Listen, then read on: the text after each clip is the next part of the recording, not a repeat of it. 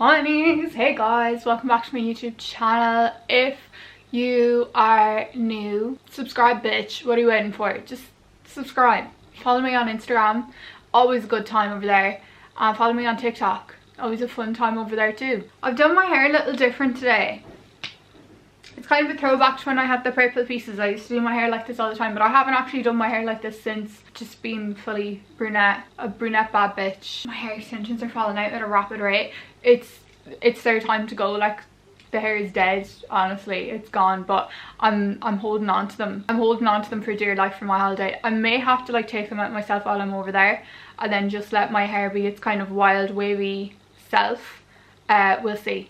We're going to be talking about ADHD, especially adult ADHD and women with ADHD, because women are so underdiagnosed with ADHD. I cannot tell you. I feel like there is such a stigma around like ADHD just being like a little hyperactive boy's issue, and that you can grow out of ADHD. You can't grow out of ADHD. A lot of people who have ADHD tend to like mask it because they feel weird in social situations, whatever, so they kind of learn to mask and mirror other neurotypical people's behavior so that they don't let their behavior wild all over the gaff, because it can be scary for people who don't know what's happening. Sometimes it can be confusing for people. People can think you're rude, you're not like kind of ignorant, not observant, or too observant. Like, it's a whole thing. So ADHD stands for attention deficit hyperactivity disorder. There's different types of it that you can have, and it's not like a one size fits all. There could be another person here who has ADHD and we could have different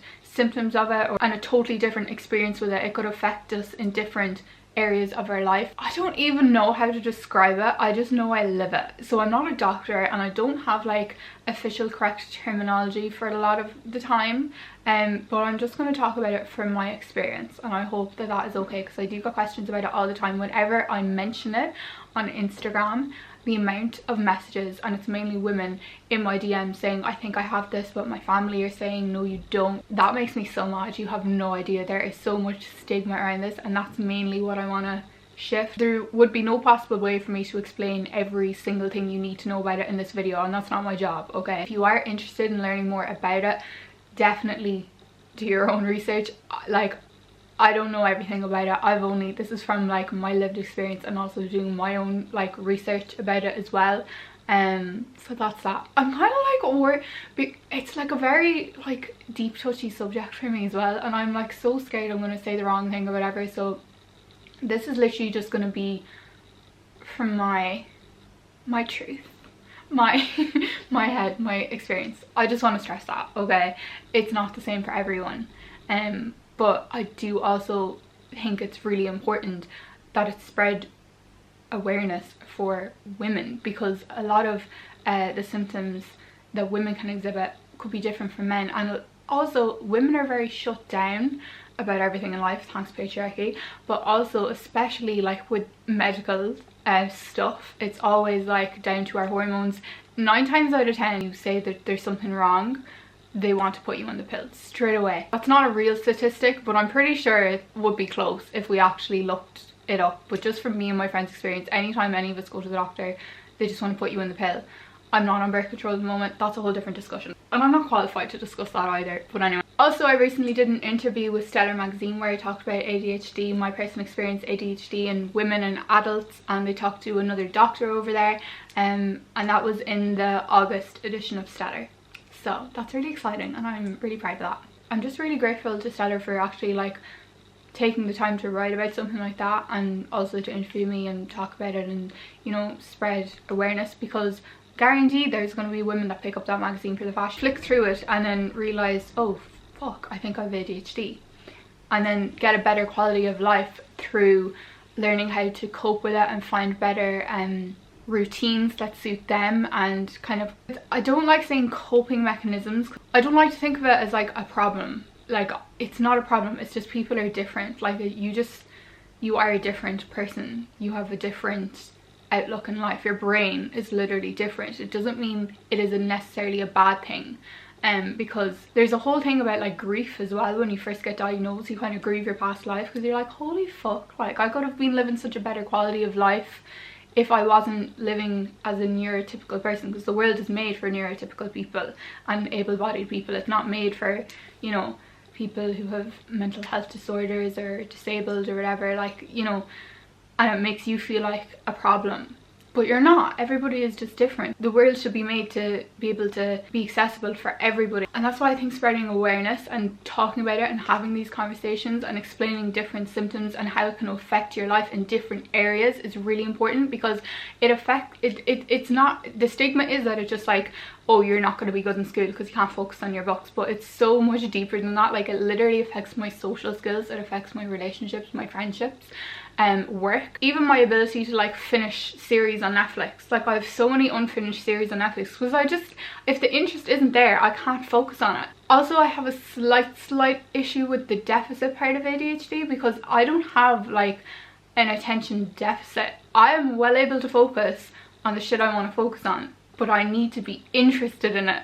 And I think that's like the main thing sometimes people forget about. I can't force myself to be interested in something. It's also like, it's you, oh, I'm getting so tongue-tied because I'm so like, it's so hard to explain, because it's genuinely such an inner struggle. Like, you literally do not have control over if you are interested and able to focus or not. I can't tell you how much I wish I had the ability to choose to be interested, to focus. If it's not happening in that hour, that day or whatever, if I'm not interested in it, if there's something over there that my brain sees and it's like, I'm interested in that, that's what I have to do. I don't have the choice. It's not gonna work. I can't, like, I physically, mentally, physically, it's just not happening. And I'll tell you what will happen if I try to do that. I will be frozen. I won't be able to do anything, because my brain won't work on the thing that I want it to work on, because it's interested in something else, and I can't like move past the thing I'm meant to be doing. So I'll just be frozen. I'll just be in this like paralysis of like not being able to do anything, because my brain is too like overwhelmed or underwhelmed. I think we'll get into the questions, because I've been rambling for 10 minutes. I know this video is going to be unstructured, but I don't want it to be too unstructured, so I'm going to start going through the questions. I asked on Instagram for questions and I'm just going to answer them. The main question, I don't know how many of these I got, was basically different ways of asking me how did I get diagnosed, how to go about getting diagnosed, how much is it. Somebody even asked, I'm getting tested in November, any tips? Kind of nervous, it's off my head. That made me laugh, and I'm not laughing at you being nervous at all, but I'm laughing at the any tips, because it's not like it's not like you pass or fail. It's not like you can study for it. Like, I don't know. I don't know, but I can definitely understand why you would be nervous. It can definitely be a life-altering thing, 100%. It can be a bit like earth-shattering for the first while when you get diagnosed, because you kind of like, you're mad, you're angry, you're sad, you're like going through so many different emotions. And if you have ADHD, you have heightened emotions. They come on stronger and they kind of grab you by the throat more, and you kind of, yeah. So the way I got diagnosed is a little complicated. It's a bit of a story, so you're just gonna have to bear with, okay? So basically, I don't know if anybody else is like this. People probably are, but there's quite a bit from my childhood I just don't remember. Like, I just, even from school, from secondary school, even from college, when I think back to college now, there's a lot, like, just parts of it are completely like blocked out in my brain. Like, I just can't remember it. I don't know the reason for that is. There's a lot that like I just don't remember. And apparently getting diagnosed with ADHD is one of them. I was diagnosed when I was like a young child, because I was very hyper and just so talkative and just like the wildest child you could ever imagine, like bouncing off the walls. Like, that was me as a child, and I would never fucking shut up ever, like ever. So they got me tested and I got diagnosed with it. I never got put on any medication, and then apparently I said I didn't want any help in school, like with teachers and stuff, so I didn't get extra learning support. I can only remember back as like 3rd class, 4th class, and I can't remember getting any help. So since then I've never like gotten any help, like with extra, say, learning support teachers or special like help with exams or whatever. It did get mentioned to me during leaving cert that I could potentially get put in a different room to help, and I was like, why the hell would I? And it got mentioned to me then that I could have it, and I was like, this is a lie. Like, this isn't what, like, I genuinely thought like my family were messing with me. So I just kind of disregarded that, because I was too stressed with exams as it was anyway. to even think about that because it was too close to exams anyway. All throughout my bachelor's, didn't really think about it, but then as I was going into my master's, it kept coming up, I think, on like TikTok or like kind of memes and stuff like that. I kept seeing it online, and I think I was watching TED Talks talking about it as well. I don't know why, because I wasn't actively searching it, it was just kept coming up, and I just really was like resonating and clicking with it. Hearing other people's experience with it made me realize, oh my god, like I have exactly the same thing as that, but I don't have ADHD. Like I don't have ADHD. Sure, I would have got like help in school, I would have been on medication, like I don't. But so I thought, maybe I should just get like checked or something, just, you never know, you know, just to rule it out or to be safe or whatever. And as so many of you said, you feel like it's in your head or your family brush it off or whatever because it's just so stigmatized. And I remember like mentioning it to my family that like, oh, I think I'm gonna go to the doctor because I think I might have ADHD, and they were like, oh, you do have ADHD? I was like, what? Since when? And they were like, since forever, you got diagnosed as a child. But there are so many myths because of the stigma around ADHD, because it's not talked about like this, and that's why there's so many myths. And especially I think it's a real Irish thing as well, mental health taboos and stuff like that in Ireland. You don't grow out of ADHD. You don't. It's not a thing. If you had ADHD as a child, you still have it as an adult. Maybe you have learned to live your life in a way where your routine can cater to your ADHD tendencies. For a lot of people with ADHD, the way the world is set up and structurally for neurotypical people will just not suit them. Their soul will hurt. It's so difficult to like try to change yourself and your inner workings to fit the world when you could change your environment to suit you, if that makes sense. And I think that's why a lot of people, especially women, who when they were like a young child kind of flew under the radar to not get diagnosed, or it was dismissed in whatever way by just saying, oh, they're just like looking for attention as a girl. That is an excuse used for girls, that they're just looking for attention. Which, don't even get me started on the fucking sexist behaviour. I can't even, like, it makes me so mad. But a lot of women will realise when they're older and they're like in 9-to-5 jobs, or they're, you know, with their relationships and stuff, and these patterns of behaviour keep happening, or structurally their life is just not working for them, and they're constantly feel drained, constantly could be getting into depressive episodes and stuff like this because it's not working for them. Then they go and get diagnosed and realise, oh, it wasn't just that I found it hard to study in school, it actually affects all areas of my life, because it does. Oh, I can't like focus on reading this book.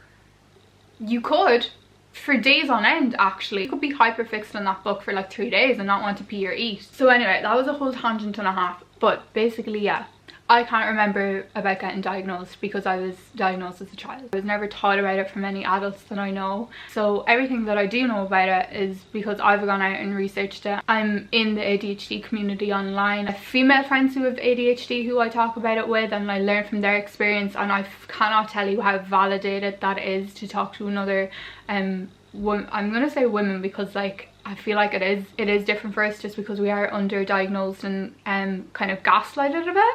I'm gonna say it, we're gaslighted as fuck when it comes to it.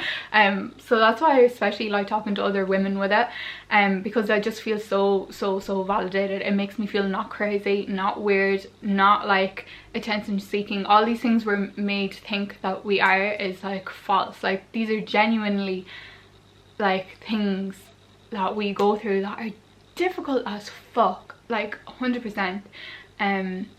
So yeah, I think definitely like following the ADHD community pages, talking to other women who have it, looking up and like TED Talks about it and hearing from people's experience, you know, reading online, everything like that. There is really good community out there, and it is growing. I think that's really helpful. And if you are interested in it, or you have been recently diagnosed and you're struggling to kind of come to terms with it, because you kind of grieve like your past life. You kind of like, you feel like you're, you know, what you've lived so far has been a lie. Like it is, it's really hard to explain, but it is very like, you know, you have to grieve, and then like your whole identity is kind of shook because suddenly you realize something about yourself, and like you haven't been yourself this whole time nearly. For instance, like it's a waste of time to get mad at yourself for having ADHD because it's not a problem, and you probably spent a lot of your time getting mad at yourself like for procrastinating or for bad time management and stuff like that, when that's not productive, it's not good for your self-talk or whatever. It's just you need to find better routines that help you, or better ways of living your life that suit your ADHD, because like the normal neurotypical ways are probably not going to work a lot of the time. And then to answer your question about going and getting a diagnosis now at this age, I'm pretty sure you just go to your GP, you tell them, they refer you to a psychiatrist, and then you'll be put on a waiting list. You'll probably be put on a waiting list because it's Ireland. I don't know how long that'll take. It could be a couple of months. You go in and they test you. I literally don't even know what the tests are. I'm sorry. I'm presuming they just ask you questions and kind of see how you would respond to certain situations, and if they match with kind of the symptoms of ADHD and stuff like that, then you know, you'll be diagnosed. I don't know how many times you have to go in, how often you have to get tested, but what I do know is they're not just going to test you on like how you are in school, because it can be a little tricky, because some people that might be struggling just like with focusing on work or in school might think that they have ADHD, but you need to have like more symptoms than that. Like, as with any kind of like mental disorder, it's like it can be tricky to diagnose because so many symptoms overlap with so many other things. And if you have ADHD, you're more likely to have other things as well, like you're more likely to have anxiety, depression, OCD, and possibly borderline personality disorder. Then sometimes the psychiatrist might be stuck between, is it ADHD, is it BPD, like what is it, like, because they're so similar. So I don't know, you could have like, you could be going for quite a few rounds of testing potentially. I don't really know, because when I went through that I was a young child. I'm sorry, I don't know. Have you considered medication for it? I've considered it.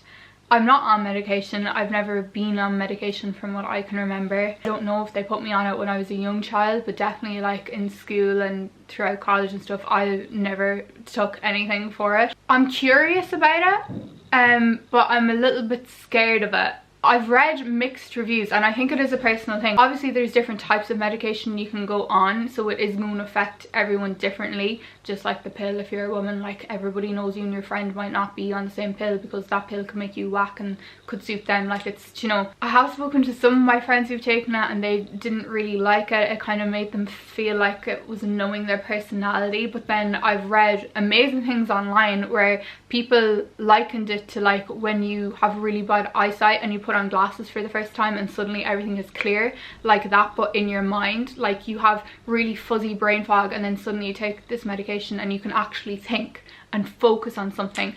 So I feel like it's definitely worth trying, but I personally, I don't know if I'm there yet. Like, I don't know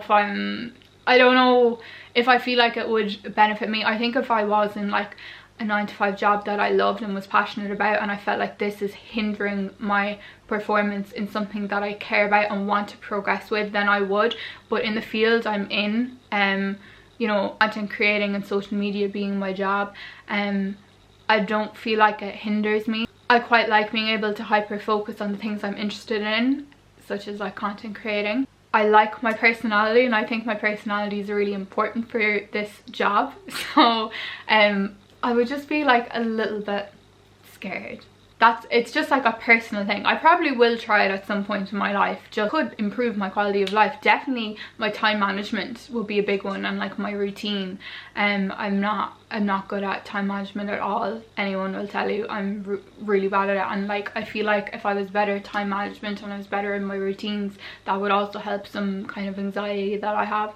So you know, it's worth me trying it out, but it's just to get myself to go and do it is another thing. So I probably will at some point, and if I do, I'll obviously like talk about it. I have no problem talking about it, but I think it is important to note that it is definitely a personal thing. And you know, there is also, I feel like there is taboo around the medication as well. Like, there's no problem with being on medication. A lot of people are on so many different medications. It's like if you have an issue with your bones, you're going to take medication for that, or if you have, you know, gut health, you're going to take medication for that. So it's the same with mental health. It doesn't make you like a broken person or a weirdo or whatever, or crazy. It's just an issue that you have, like any physical issue, just because it's your brain. Do you feel your symptoms were heightened after you confirmed you were diagnosed? This is a really interesting question, because it wasn't necessarily that my symptoms got heightened. It was just that I recognized things were symptoms, if that makes sense. I had been living my life flustered and like thinking I was so weird. Why was I not like the way I was meant to be, or fitting into like scenarios where I thought I should, or why could I not do things other people could do with such ease, you know?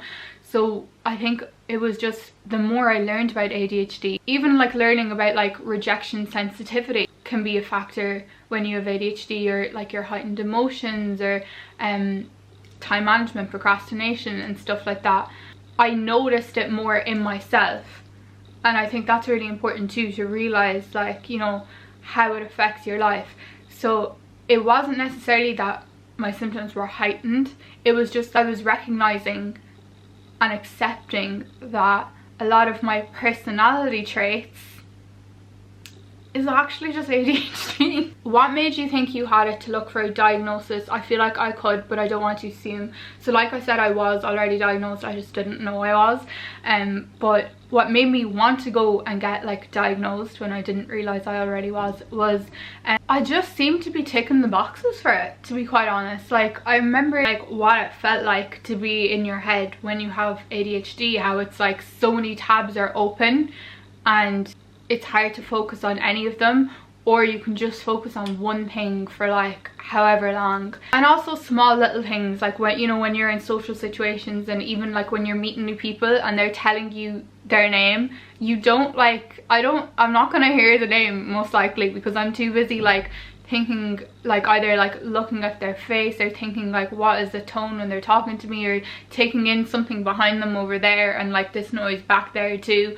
Like there's a lot that like, you know, I'll get distracted by something and I'll miss it, or I'm too busy thinking about how I need to respond because I'm like masking. I'm trying to like, you know, because especially if it's new people, like not my friends, they're like that are used to me, where I feel like I can't be myself because maybe they don't know some symptoms of ADHD, or you know, just, you know, when you meet like new people and you're just not yourself, like I feel like kind of mask and you try to be normal and mirror how like neurotypical people around you act, and it's exhausting. You're drained after social interactions with people who, with like new people or in work or whatever, because it's just not, you know, it requires like a lot of effort and a lot of energy to like do that all day. I don't know, I can't think of like the exact moment, but I do remember there was a lot of TED Talks I was getting recommended to me on YouTube when I was watching them all,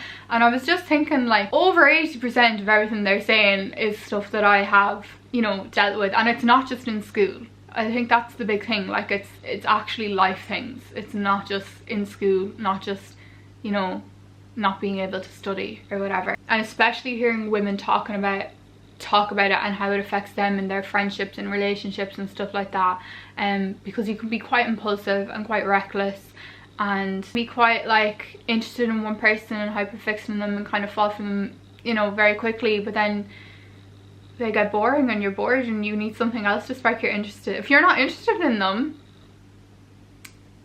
whoops, I just related to a lot of the shit I was hearing, to be quite honest. And then I got a few questions from, I think, people who have ADHD, and these are symptoms that they have and they're wondering like if I have them as well. So things like, do you get time dysphoria? Do you find reading unpleasant? Do you get ADHD paralysis when you literally can't move or get from A to B? And yes to all of those, absolutely, to such a high extent, like every single day in my life. It's ridiculous. Time dysphoria is a really big one for me. I've said it to all my friends. I've even said it like in my last job. I was like, I don't think we have the same minutes. Like my minutes move quicker. 1,000,000,000%. My minutes move quicker.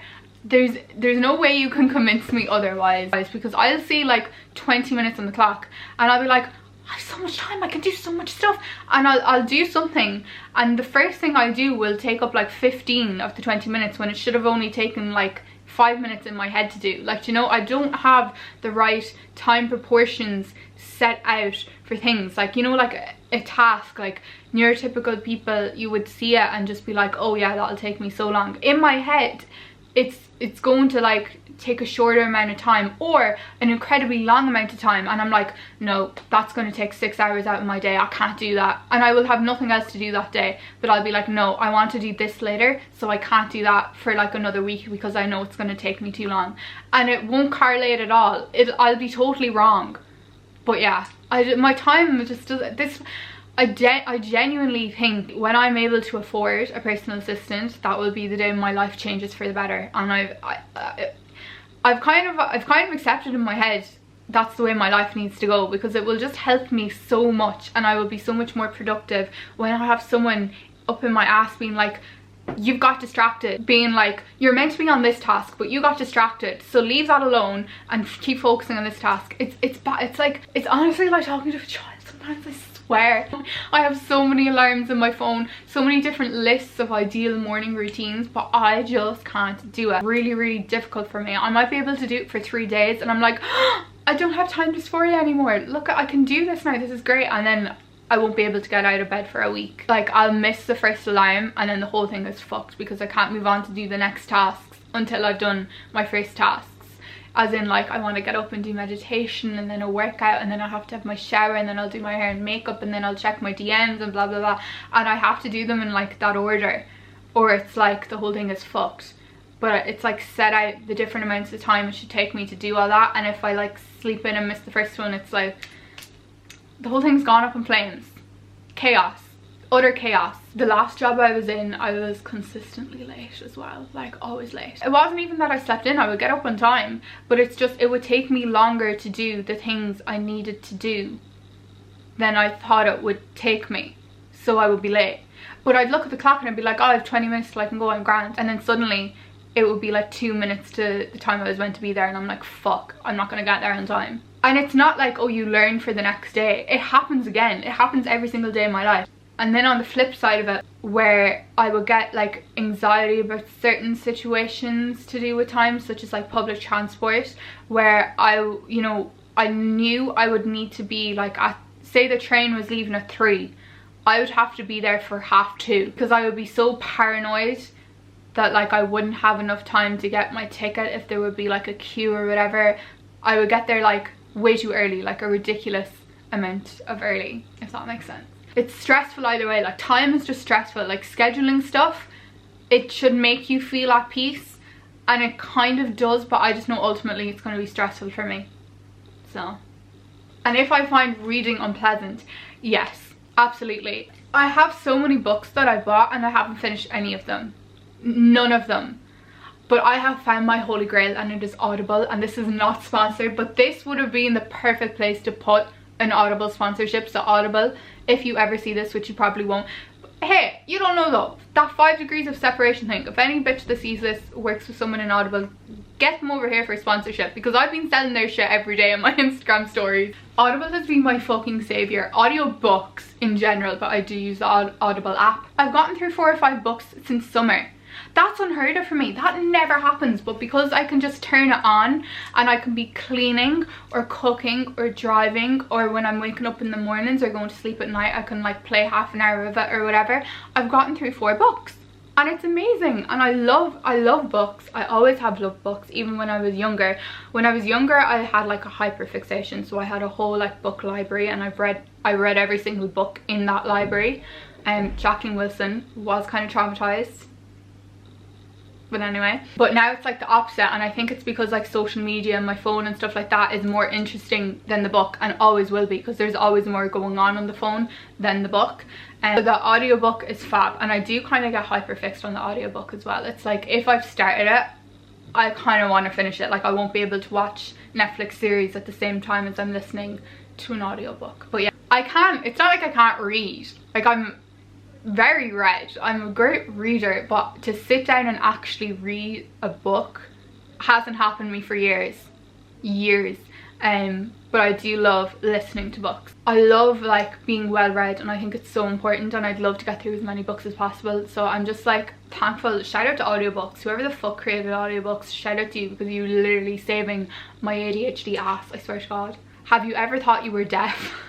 Some people tell me I have selective hearing. It's not selective hearing. It's genuinely that I know you're speaking to me and I can see you, but I just can't hear what you're saying because I'm thinking about something.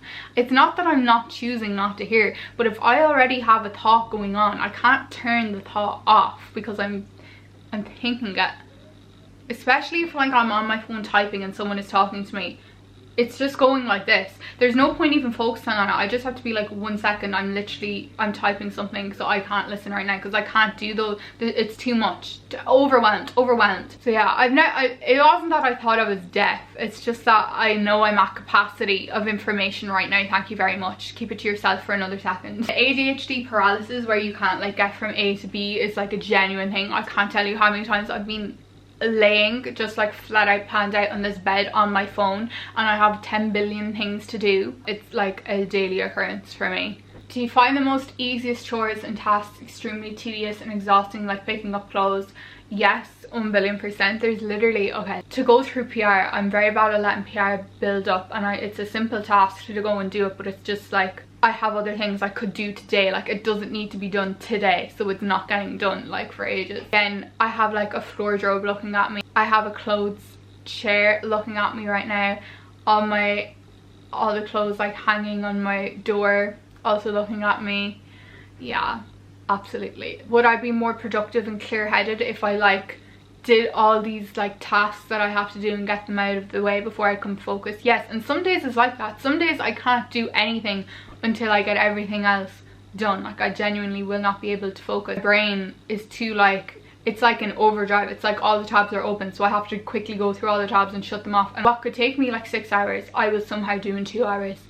I won't think a thought, I will just do. It's insane. I wish my whole life was like that because I would be so fucking productive. And imagine like no overthinking, like that would just be bliss. But that happens like once in a blue moon. Someone asked me to run through like some symptoms you can exhibit if you have ADHD, but honestly I could be here all day because it affects so many different areas of life. This is never a judgy space. This is for hot bad bitches only, and hot bad bitches don't judge, okay? So keep your judgy eyes away. Self-esteem, personal hygiene, because you can't like get yourself to do that. Especially I know other people who have anxiety and depression, personal hygiene can be hard for them as well. Rejection sensitive dysphoria, which is like you can get intense emotional reactions to like any criticism or any slight rejection. Like even if somebody looks at you the wrong way or somebody's intonation was a little bit off in their voice, you will only be able to think about that for the rest of the day. Like you can't do anything else.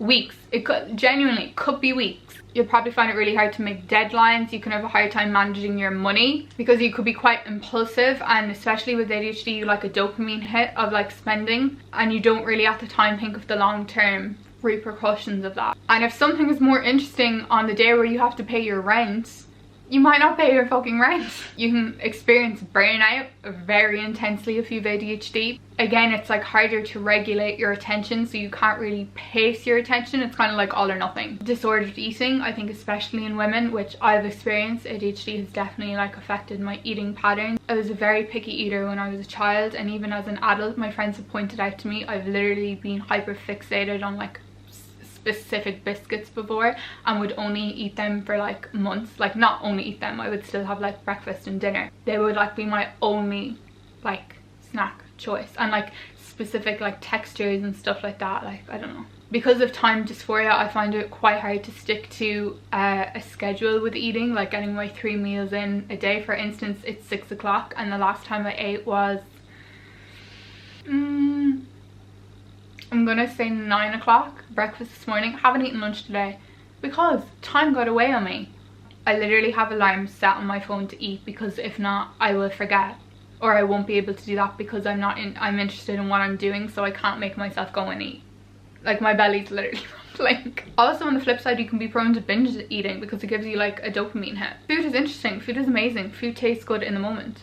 ADHD can also bring on like social anxiety, issues with exercising, hyper-focusing and hyper-fixing. Imposter syndrome is a massive one. Your working memory, driving can be, I think I'm quite a good driver, but have there been some very near misses? Absolutely. quite a lot. It's a lot of stimulation on the road. You have to think of a lot of different things all the time. You have to be turned on. Anger issues, you do, however, tend to be very creative, but also people around you may view you as lazy, which is like annoying because you know you're not lazy. You want to do all these things. It's not that you can't be arsed. It feels physically impossible to force yourself to do it. I don't know. So there, that's some things. As I said, I could go on forever. The main thing I want you to take away from this is that it like genuinely affects like most areas of your life. It's not just, oh, I can't study. Like, it's a lot fucking more. Yeah, I think that's it.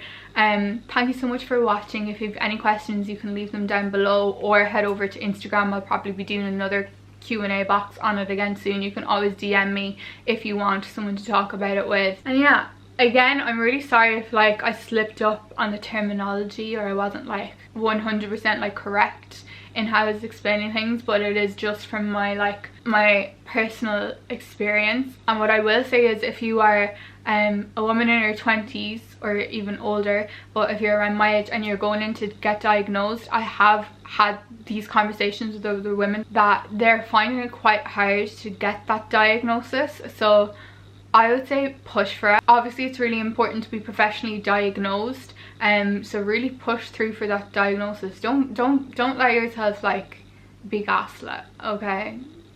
You know. Oh yeah, thank you so much for watching, for listening to me rant. Hopefully this video wasn't too long, but it probably fucking was. If you've made it to the end, leave me a comment, like and subscribe, follow me on Instagram and TikTok and all that good shit, and I will see you in my next YouTube video. Goodbye.